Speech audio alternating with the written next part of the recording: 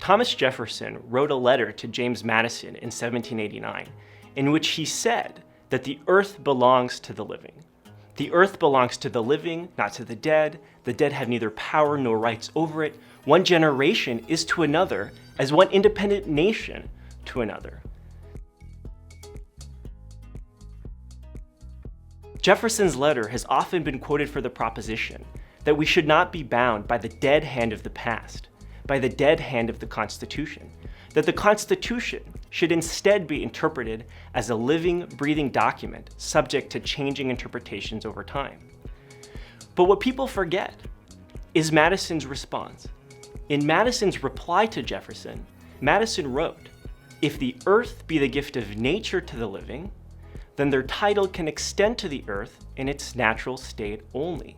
The improvements made by the dead, like the Constitution, form a debt against the living who take the benefit of them. This debt," Madison continued, "cannot be otherwise discharged than by a proportionate obedience to the will of the authors of the improvement, by a kind of originalism." Well, who's right, Thomas Jefferson or James Madison? This is the key question at issue today in the debates over whether our founders' Constitution continues to bind us today.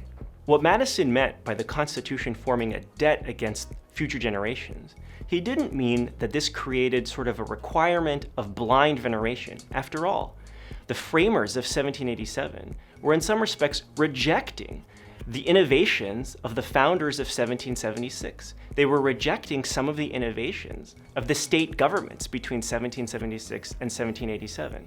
So of course, we the people can always deliberate and reflect upon the existing forms of government and determine whether those existing forms have room for improvement. And if that's the case, then we can have another constitutional convention. Maybe we can have some constitutional amendments. So by no means did Madison intend to convey that we are blindly venerating the Constitution, that we have a blind obligation to the Constitution.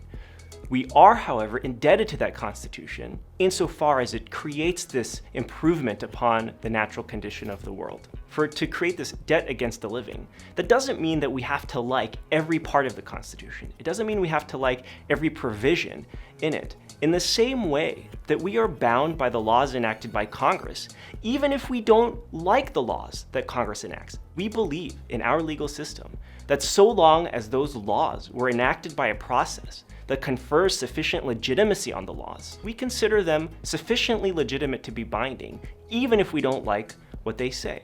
Well, the exact same argument can be made about the Constitution.